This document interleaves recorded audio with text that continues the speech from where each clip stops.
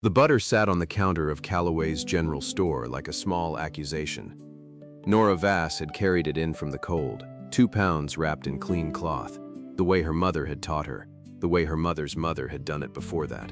She set it on the counter with both hands, careful and deliberate, and waited while Emmett Calloway unwrapped it and turned it over and pressed his thumb into the side of it the way men do when they are deciding whether to be kind or not.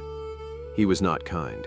"It's grainy," he said, loud enough that Mrs. Delaney, who was standing at the bolt of cotton on the far wall, could hear it. "Grainy butter doesn't sell, not in my store." Nora kept her chin level.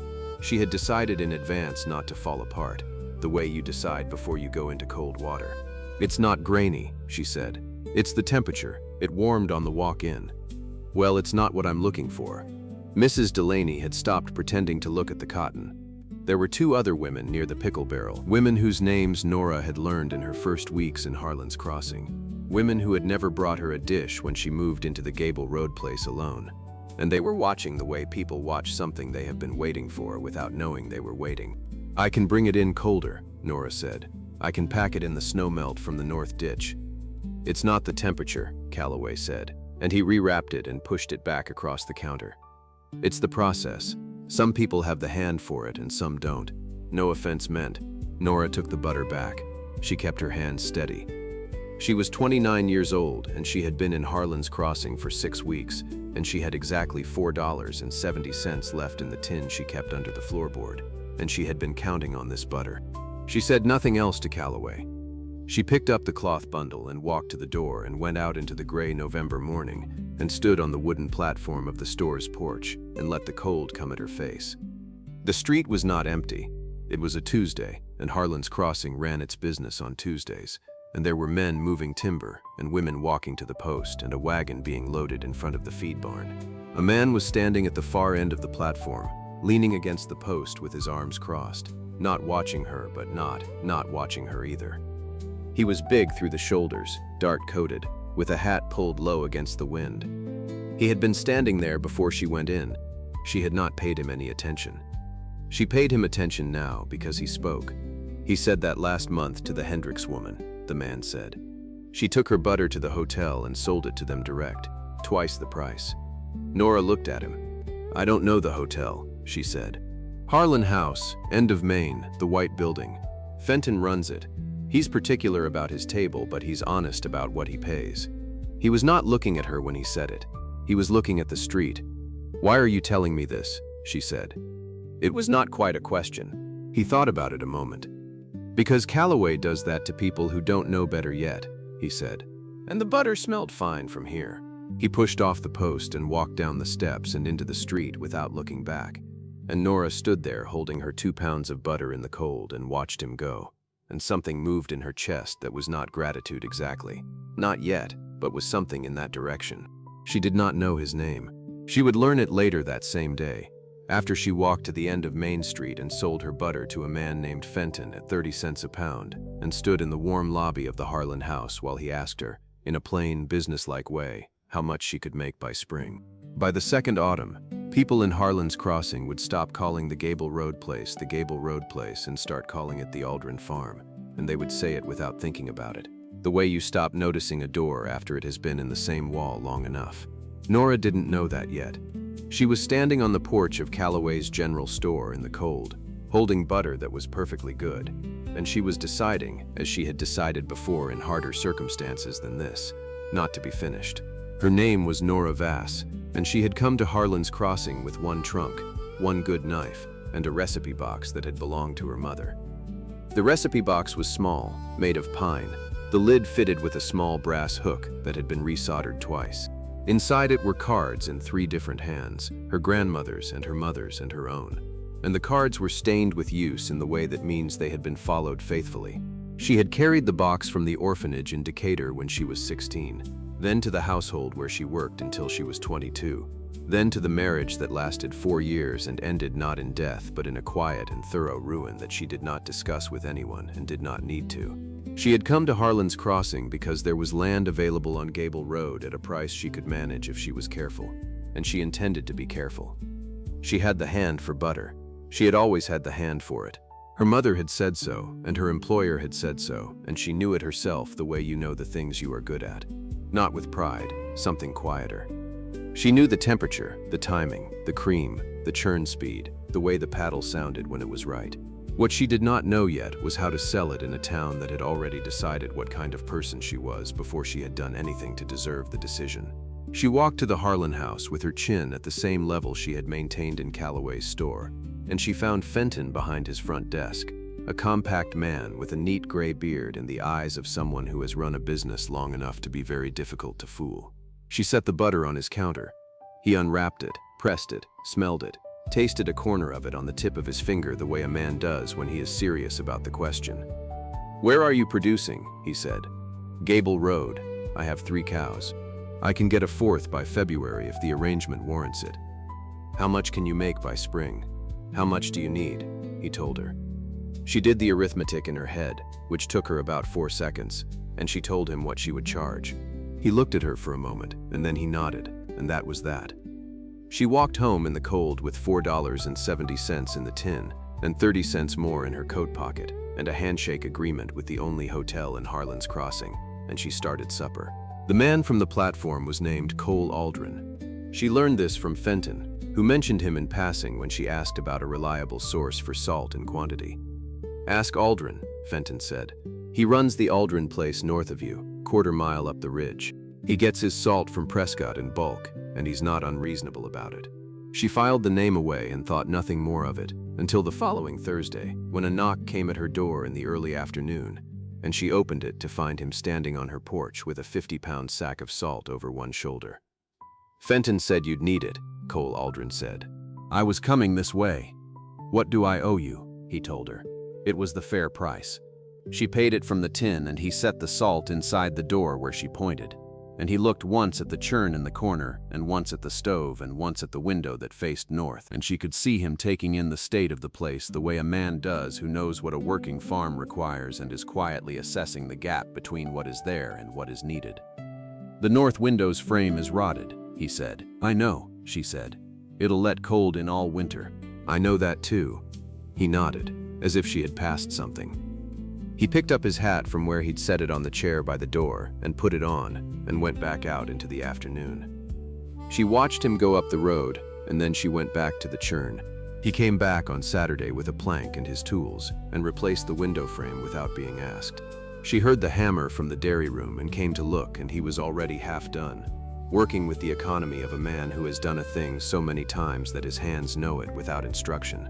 She brought him coffee when he was finished and set it on the porch rail and went back inside, and he drank it and left the cup on the rail, and she found it there an hour later when she went to bring the milk in. Nothing was said about the window. She said nothing about it either. He had 2 children. She learned this gradually, the way you learn the geography of a new place, one feature at a time. The older one was a girl named Ruth, 12 years old, with her father's stillness and a watchfulness that had the quality of something that had been learned young, and for good reason. The younger was a boy named Eli, who was 6 and had no stillness in him whatsoever, and who appeared at Nora's fence one afternoon 3 weeks after the window with a chicken under his arm, presenting it to her with the gravity of a diplomat. "She got out of our yard," he said. "Papa said to bring her back." "I didn't know she was mine," Nora said. "She's yours now. Papa said she wandered over here twice, and the 3rd time she stays." He set the chicken down inside the fence. "Her name is Mabel. She's a good layer, but she's particular about the nesting box." Nora looked at the chicken and then at the boy. "Tell your father thank you. He said you'd say that, and he said to say you're welcome before you said it." She looked at the boy a moment longer. The corner of her mouth moved once and returned to where it had been. "Do you want a biscuit?" she said. "Yes, please," said Eli Aldrin, with the speed of someone who had been hoping to be asked. He came in and sat at her table and ate 2 biscuits with butter, her butter, and he watched her move around the kitchen with the frank, assessing stare of a 6-year-old who has not yet learned to disguise his opinions. "You're a good cook," he said, as if this were information she might need. "Thank you. Our cook before was Mrs. Holt, and she burnt the beans." "Burnt beans are a serious matter," Nora said. "I don't take them lightly." He nodded, satisfied. He went home with crumbs on his coat and reported to his father, she imagined, whatever it was that a 6-year-old reports. She did not know what he said. She knew only that Ruth appeared at her door the following Tuesday with a question about a seam she was trying to repair on a dress that had been let out once already and needed letting out again, and that Nora sat with her for an hour at the table and showed her how to do it, and that Ruth said almost nothing the entire time but watched her hands with an attention that was its own kind of thanks. The weeks turned. November went to December, and the cold settled in off the ridge in earnest, pulling the color out of the fields before you were ready for it to leave. Nora delivered butter to the Harlan house twice a week on the days Fenton specified, and Fenton paid her on time and without complaint, and word moved through Harlan's crossing the way weather does, low and fast and ahead of itself. She was the butter woman on Gable Road. She was the one Calloway had turned away. People stored this up for later without knowing they were storing it. Cole Aldrin appeared at her place on a Thursday morning in the second week of December, with a drainage problem she had not asked him about, because she had not known enough about the land yet to know it was a problem. He walked her out to the north field in the early light and showed her where the water would stand come thaw and ruin the pasture grass she needed for the spring. "I can grade it," he said. "Won't take more than a day. What will you take for it?" He looked at the field. "Nothing," he said. "That's not a reasonable arrangement," she said. "No," he said. "But I've got the grade and the time, and you've got the problem, so it's the arrangement that makes sense." She looked at him. He was looking at the field. "All right," she said. He graded the field that day, and part of the next, and she brought lunch out to him both days, setting the pail on the fence post without comment, and he ate it and left the pail on the post, and she collected it in the afternoon. Nothing was said about the lunch. He said nothing about it, and she said nothing about it, and the narrator of these things notes that this was becoming a pattern between them, this careful not speaking of the things that were plainly being said. It was Eli who broke the silence, as 6-year-olds will, because they have not yet learned that some truths are supposed to wait. It was a Sunday, the third week of December, and Cole had brought the children to collect something he'd left in Nora's barn, a length of rope, a thing so ordinary it barely warranted the trip. But the children were with him, and Eli came in ahead of everyone because Eli always came in ahead of everyone. And he found Nora at the stove with a pan of cornbread just pulled from the oven, and he looked at her with his whole face open and said, in the voice of someone announcing something that has already been decided by the universe, "Papa looks at you like he looked at Mama." Nora Vass. The kitchen went very still.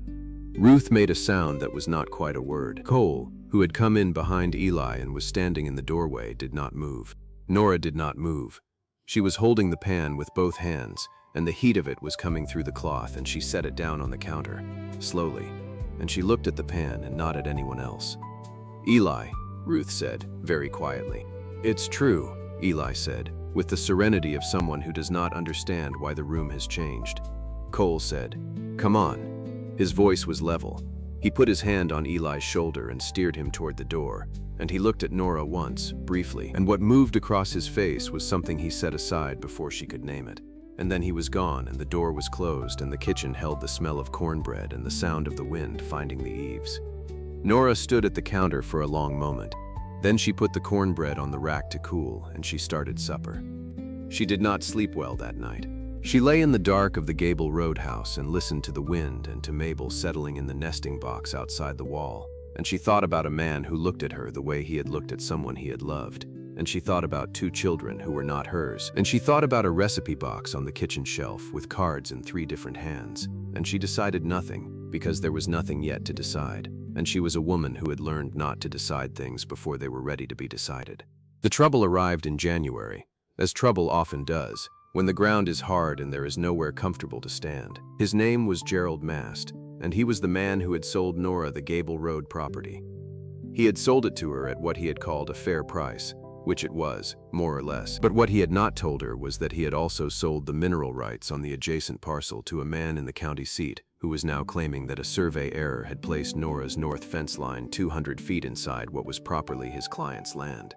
The claim was written on paper with official-looking stamps and delivered by a man on horseback who knocked on her door on a Tuesday morning and handed her the envelope and rode away.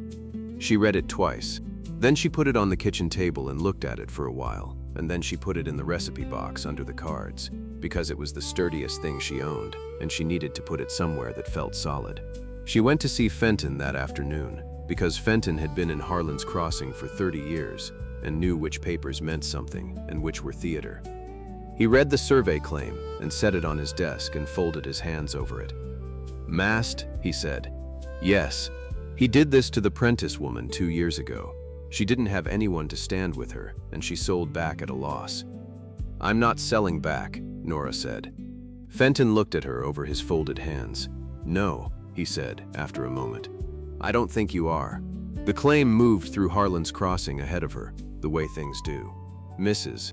Delaney, who had been watching from the bolt of cotton in Calloway's store in November, was heard to say that it was a shame, but perhaps it was for the best, that some people were not suited to land ownership, that the Gable Road place had always been difficult. She said this in the way of someone offering concern she had prepared at home, in a voice built for distance, and it reached Nora by Wednesday through 3 different mouths. What also reached her on Wednesday evening was Cole Aldrin, who came to her door and knocked and stood on her porch with his hat in his hands. "I heard about the survey claim," he said. "It's masked," she said. "I know. He tried it with the Hendricks parcel 3 years ago. There's a county surveyor named Briggs who's honest. I know where to find him." "Why would you do that?" she said. Not hostile, genuine. He looked at his hat for a moment. "Because it's a bad claim, and you know it's a bad claim, and Mast knows it's a bad claim," he said.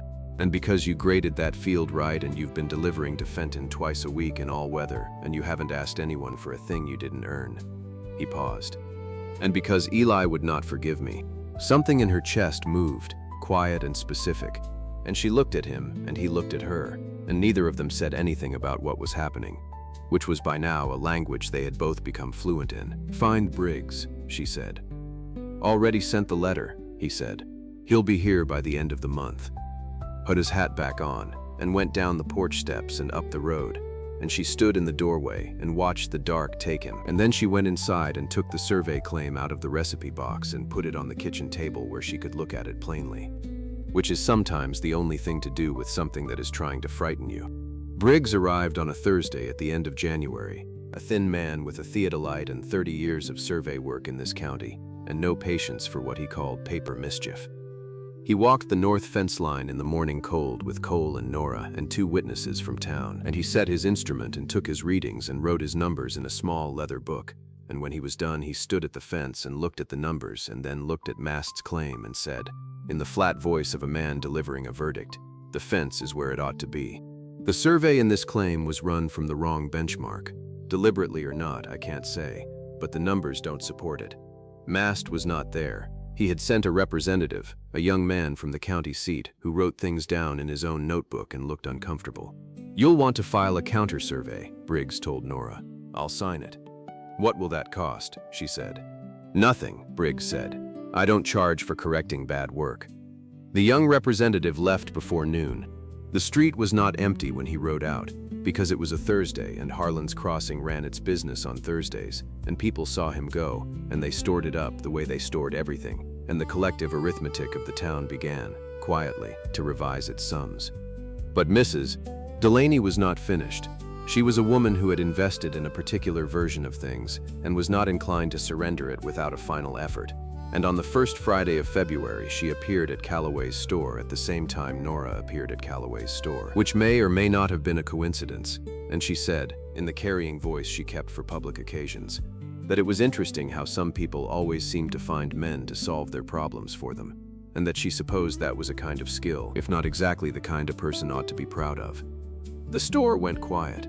Nora was at the counter. She had come for salt and a bolt of muslin, and she had her list in her coat pocket, and she had not come for this. But here it was.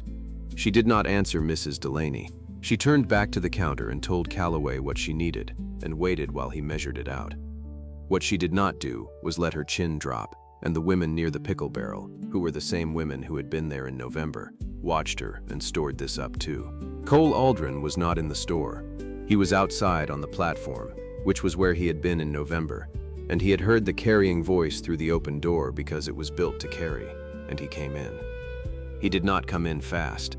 He came in the way a man comes into a room when he has decided something and is not in a hurry about it because the decision is already made.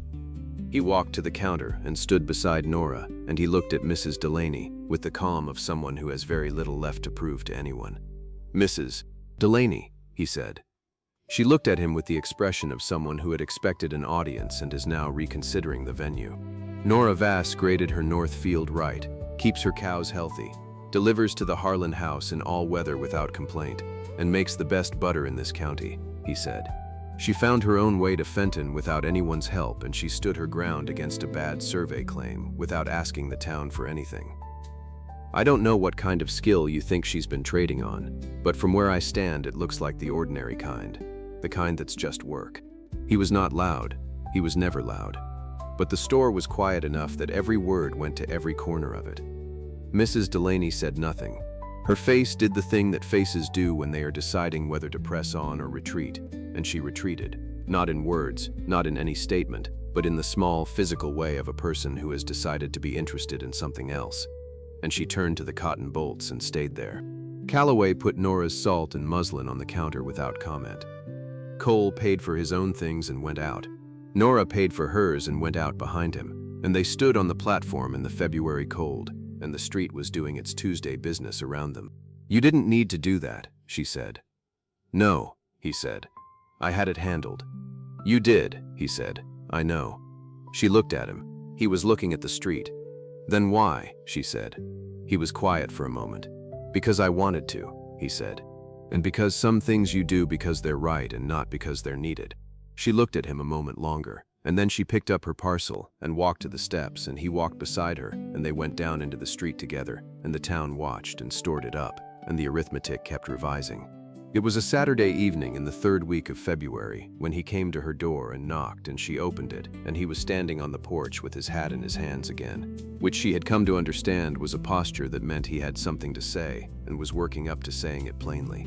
She stepped back from the door, and he came in and stood in her kitchen, which he had been in many times by now, and he looked at the recipe box on the shelf the way he sometimes looked at things that mattered, briefly and without comment, and then he looked at her. "I want to ask you something," he said. "All right," she said. "I'm going to ask it plain because I don't know another way to ask it, and I don't think you'd want me to." "Plain is fine," she said. He held his hat in both hands and he looked at her and he said, "I'm asking you to stay, permanent, as my wife, if that's what you'd want. Not because the children need someone, though they do, and not because the farm runs better with two, though it does. Because I have been watching you since November and I have not been able to stop, and I don't think I want to." He paused. "I know you came here to build something of your own, and I'm not asking you to give that up. The Gable Road place is yours and it stays yours. I'm asking if you'd want to build it alongside mine, instead of separate from it." He stopped. He waited. He was very still in the way of a man who has said the thing and is prepared to hear whatever comes back, including silence, including no. She looked at him. She looked at the recipe box on the shelf. She looked at her hands. She thought about a platform in November and a man who had told her about the hotel not because he wanted anything from her, but because Calloway had done it before and it was wrong. She thought about a window frame replaced without being asked, and a sack of salt carried a quarter mile, and a field graded in the December cold, and a man who had stood beside her in a store not because she needed it, but because he had wanted to, and because some things are right. She thought about Eli's voice in the kitchen, certain and clear, saying what the adults had been not saying for 3 months. She thought about the recipe box, cards in 3 different hands, the brass hook resoldered twice, things that hold. "Yes," she said. "That's what I want." He looked at her for a moment in the way of someone who has been holding something heavy and has just been told he can set it down. "All right," he said. The corner of his mouth moved. She saw it this time and did not look away. They were married on a Saturday in early March in the front room of the Harlan house because Fenton offered it, and because it was warm, and because it was the place where Nora had first been taken seriously in Harlan's Crossing, which seemed right. Briggs was there, and Fenton, and 2 families from the Ridge who had come to know Nora through the butter deliveries and through the winter, and Ruth, who stood very straight and watched the proceedings with her father's composure, and Eli, who stood beside Ruth and was solemn for approximately 4 minutes before he began to fidget. Mrs. Delaney was not there. Mast's representative had not been seen in Harlan's Crossing since January. Calloway sent a jar of honey by way of his wife, which was, as the town understood it, as close to an apology as such a gesture ever comes. By the time the frost settled in for good that last time, and then released its hold on the fields, Nora had moved the recipe box to the shelf in the Aldrin kitchen. where it sat between the salt crock and the window that faced east, the window that caught the morning light first. She had not abandoned the Gable Road place. She ran it as a dairy operation, which was what it had always been best suited for. And she hired a girl from town named Clara to manage the morning milking, and the butter went to the Harlan house on Tuesdays and Fridays without fail. The fourth cow arrived in April, as she had told Fenton it would. Ruth came to her one morning in May and stood in the kitchen doorway with the particular stillness that meant she had something to say and was deciding whether to say it. And Nora waited, because she had learned that Ruth's silences were worth waiting through. "I'm glad you stayed," Ruth said. "In case you didn't know." "I'm glad too," Nora said. Ruth nodded and went out to the barn, and that was the whole of it, and it was enough. Eli had stopped calling her Miss Vass in February, which was before the proposal, which was before anything had been said aloud by anyone over the age of 6. He had started calling her Mama in the offhand way of someone using a word that has always been the right word and has simply been waiting for the right moment to be used. The first time he said it, Nora had been at the stove, and she had kept her back to the room for a moment longer than necessary. And when she turned around, her face was doing what she needed it to do, which was to be calm, and she was mostly successful. Cole had been at the table when it happened. He had looked at his coffee cup and said nothing, but she had seen his hands, which had been resting on the table, and they had gone still in the way of a man who has just heard something he did not know he was waiting to hear. Nothing was said about it. Neither of them said anything about it, and the narrator of these things notes that this was the last time the not speaking was necessary, because after that the thing that had been not spoken was simply known, and known things do not need the protection of silence. The summer came on warm, and the fields ran green to the ridge, and the Harlan house kept buying butter, and Fenton told her in July that he had recommended her to a hotel in the next county over. And she sat down with her ledger that evening and did the arithmetic and told Cole at supper that they could afford the repairs to the north barn by September. "I know," he said. "Did you already figure it?" "Last week," he said. She looked at him across the table. "You might have said, 'I was waiting to see if you got there first,'" he said, and the corner of his mouth moved, and this time it stayed a moment longer before it returned to where it had been. The recipe box sat on its shelf between the salt crock and the east window, the brass hook bright in the morning light.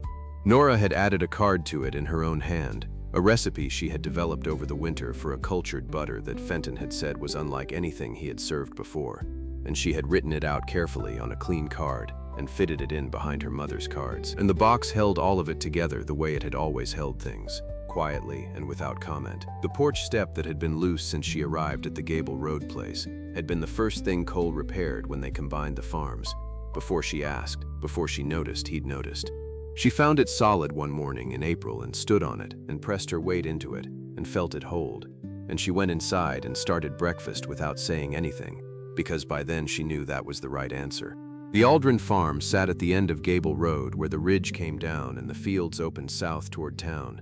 And in the long evenings of that first summer, Nora would sometimes stand at the east window of the kitchen and watch the light go off the fields in that particular way it does in summer, slow and golden and reluctant, as if the day is sorry to leave, and she would listen to the sounds of the house, Ruth reading aloud to Eli in the front room, Cole's boots on the porch steps, the low sound of the cows settling for the night, and she would feel something that she did not have a precise word for, which was the feeling of a place that was not waiting for anything, not braced for anything, not holding its breath. A place that had simply arrived at itself. The cabin held its warmth, not waiting for anyone. Not anymore. And that was the story of Nora Vass and Cole Aldrin, a woman who carried a recipe box and 2 pounds of butter into a town that had already made up its mind and left with everything that actually matters. Let me know in the comments if you enjoyed this one. Thank you.